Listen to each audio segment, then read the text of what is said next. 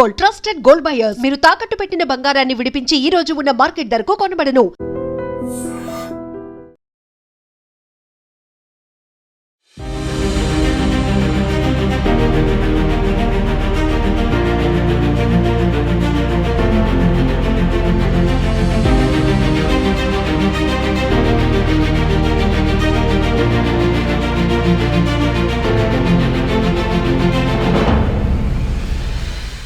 నెల్లూరులో జరిగిన double murder case mystery వీడింది. విస్తుపోయే నిజాలు. నెల్లూరులోని సంతపేట పోలీస్ స్టేషన్ పరిధిలో 2 రోజుల క్రితం ఇద్దరు యువకుల్ని అత్యంత దారుణంగా హత్య చేసి అక్కడ స్థానికంగా ఉన్నటువంటి జాఫర్ సాహెబ్ కాలువలో పడేసినటువంటి దుర్మార్గులు ఎవరూ కాదు. ఇద్దరు నిందితులు కూడా కరుడుగట్టిన నేరస్తులు.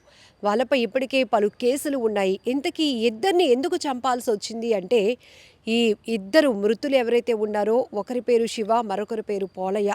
అయితే శివ అటువైపుగా వెళ్తూ ఉంటే ఈ ఇద్దరు నిందితులు దుర్మార్గులు 500 రూపాయలు అడిగారట. నా దగ్గర లేవు అంటే కనీసం మాకు 200 కావాలి అని అడిగారట. 200 కాదు కదా, 2 రూపాయలు కూడా లేవు, నన్ను వదిలేయండి అన్న విచక్షణ రహితంగా వాళ్ళ దగ్గర ఉన్నటువంటి కత్తులతో కర్రలతో దాడి చేసి తీవ్రంగా కొట్టి చంపేశారు. ఇదేంటి, అతను అంటే కొట్టి చంపే ముందు అతను వాళ్ళ నుంచి తప్పించుకునే ప్రయత్నం చేస్తున్న క్రమంలోనే అటుగా వెళ్తున్నటువంటి పోలయ్య అనే వ్యక్తి, ఇదేంటి ఆ వ్యక్తిని ఎందుకు అంతలా వెంటాడుతున్నారు, దారుణంగా చంపాలనుకుంటున్నారు అని ప్రశ్నించినందుకు, అవన్నీ కాదు, నాకు 200 కావాలి, అర్జెంటుగా ఇవ్వు అని ఈ రెండో వ్యక్తి, మృతుల్లో ఇంకొకరైనటువంటి రెండో వ్యక్తి పోలయ్యను కూడా అడగడం జరిగింది. అతను కూడా మా దగ్గర డబ్బులు ఎలా వస్తాయి, నా దగ్గర లేవు అనేటప్పటికీ అక్కడ వీళ్ళు ఎంత దుర్మార్గంగా వ్యవహరించారంటే అతన్ని కూడా వెంటాడి కొట్టి చంపేశారు.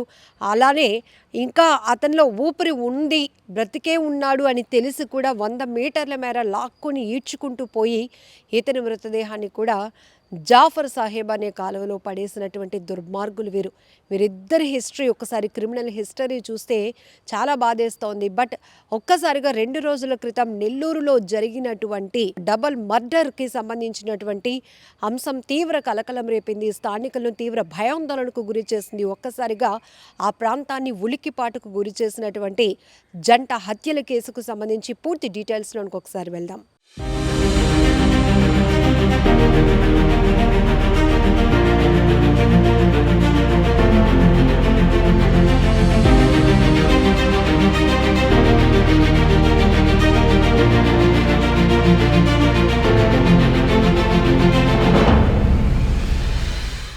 ఈ డబుల్ మర్డర్ చేసినటువంటి నిందితుల్లో ఒక్కడు మనోజ్. ఇతని పైన ముత్తుకూరు పోలీస్ స్టేషన్లో ఇప్పటికీ 12 కేసులున్నాయి. అలాగే మరొక వ్యక్తి సాయి శంకర్, ఇతర సంతపేట చిన్నబజారు వేదాయపాలెం పోలీస్ స్టేషన్లు, ఇతనిపై 3 కేసులు ఉన్నాయి. ఒక్కసారి వీళ్ళ దారుణం ఎంత తెగించారు అంటే, ఎంత ఒడిగడుతున్నారు అంటే, వాళ్ళకి కావలసిన డబ్బుల కోసం మనుషుల్ని వేటాడే మృగాల్లాగా మారిపోయి మరి వాళ్ళని వేధించడమే కాదు, అవసరమైతే ప్రాణాలు కూడా తీసేటటువంటి కసాయిలు వీరిద్దరు కూడా.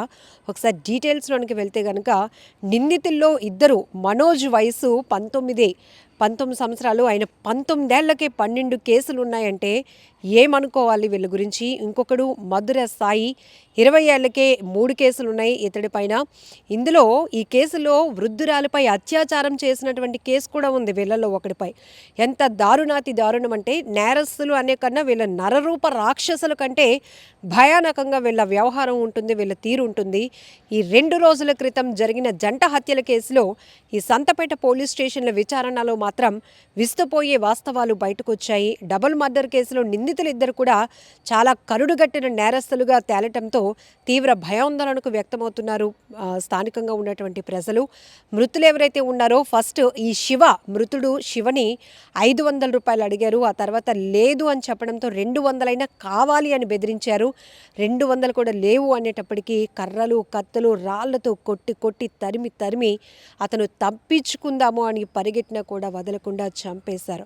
ఈలోపే ఇతను పరిగెడుతున్న క్రమంలోనే మరో మృతుడు పోలయ్య కూడా అటుగా వెళ్తుంటే అతన్ని కూడా డబ్బుల కోసం వేధించారు. డబ్బులు లేవు అని చెప్పేటప్పటికి అతన్ని కూడా సుమారు 100 మీటర్ల వరకు కూడా అతన్ని లాక్కుపోయి ఈడ్చుకొని పోయి అప్పటికే కర్రలతో కొట్టి కత్తులతో గాయపరిచి అతను గాయాలతో విలవిలలాడిపోతున్నా కూడా క్షమించకుండా మానవత్వాన్ని పూర్తిగా మర్చిపోయిన ఈ మానవ మృగాలిద్దరూ కూడా లాక్కొని ఈడ్చుకుంటూ పోయి జాఫర్ కాలువలో పడేసినటువంటి ఘటన. ఒక్కసారిగా ఈ ఘటన నగరంలోనే కాదు, శివారు ప్రాంతంలో పోలీసులు గస్తీ కూడా ఇంకా ఎక్కువగా పెంచాలి. గాంజా బ్యాచ్లు పెరిగిపోతున్నాయి. మానవ మృగాల కన్నా దారుణంగా వీళ్ళు వ్యవహరిస్తున్నారు. గుంటూరు, విజయవాడలో కూడా బ్లేడ్ బ్యాచ్ల టైప్లోనే నెల్లూరులో కూడా ఇలాంటి నేరస్తులు ఎక్కువగా పేట్రేగిపోతున్నారు. వీళ్ళు కొన్ని ప్రాంతాల్ని అడ్డాగా మార్చేసుకుంటున్నారు అని కూడా పోలీసుల విచారణలో తేలుతోంది. అలాగే ప్రజలు కూడా ఈ తరహా భయాందోళన వ్యక్తం చేస్తున్నారు. అయితే గంటల్లోనే నేరస్తులిద్దరిని పోలీసులు పట్టుకోగలగటం ఒక వరకు కూడా హర్షించదగ్గ విషయమే. అయితే నేరం జరిగాక ఇలాంటి నేరస్తులను పట్టుకోవడం కాదు, అమాయకుల ప్రాణాలు బలికొంటున్నటువంటి అమాయకుల ప్రాణాలను తీస్తున్నటువంటి వీళ్ళని ముందస్తుగానే అడ్డుకట్ట వేయాలి, గస్తీ పెంచాలి అని కూడా స్థానికులు పెద్ద ఎత్తున డిమాండ్ చేస్తున్నటువంటి పరిస్థితి నెలకొంది. ఏది ఏమైనప్పటికీ కూడా ఇక్కడ తిక్కన్న పార్క్ వద్ద జాఫర్ సాహెబ్ కాలువలో 2 మృతదేహాలు కూడా స్థానికులు గుర్తించడంతో తీవ్ర కలకలం రేపింది ఘటన. ఎవరు చేసుంటారు ఇంత దారుణంగా? కత్తులు, బండరాళ్లతో అలానే కర్రలతో కొట్టి చంపేసి వాళ్ళని ప్రాణాలు ఉంటుండగానే ఈడ్చుకొని మరిపోయి అక్కడ కాలువలో పడేసినంత దుర్మార్గానికి ఎవరు ఓడిగట్టారు అనే చర్చ అయితే 2 రోజులుగా తీవ్రంగా నడిచింది. అయితే చాకచక్యంగా పోలీసులు ఈ కరుడుగట్టిన నేరస్తులిద్దరిని కూడా పట్టుకోగలిగారు. చాలా దారుణం. అయితే ఈ మృతుల్లో ఇద్దరు డీటెయిల్స్ చూస్తే కనుక పోలయ్య అనే వ్యక్తి మాత్రం స్థానికంగానే ఉండేటటువంటి గుడారంలో ఉంటారట. మరొక వ్యక్తి శివ కడపకు చెందినటువంటి వ్యక్తిగా తెలుస్తోంది. ఏది ఏమైనప్పటికీ కూడా చాలా దారుణమైన ఘటన జరిగింది. ఇప్పటికైనా ఇట్లాంటి కరుడుగట్టిన నేరస్తులు విచ్చలవిడిగా సమాజంలో తిరుగుతూ, సొసైటీలో తిరుగుతూ అమాయకుల ప్రాణాలను బలిగొనకుండా, అమాయకుల్ని వేధించకుండా, వాళ్ళని చంపేయకుండా ఇలాంటి వారిపైన పెద్ద ఎత్తున ఫోకస్ పెట్టాలి. వీళ్ళని కటకటాల పాల్లోనే ఉంచాలి. ఎందుకంటే వీళ్ళు బయట తిరగటం అనేది చాలా ప్రమాదకరం అంటూ కూడా పెద్ద ఎత్తున నెల్లూరు జిల్లా నుంచే కాదు, ఈ తరహా ఘటనలు, నేర ప్రవృత్తి పెరుగుతున్న ప్రాంతాల నుంచి కూడా ప్రజలు ఎక్కువగా డిమాండ్ చేస్తున్నటువంటి పరిస్థితి.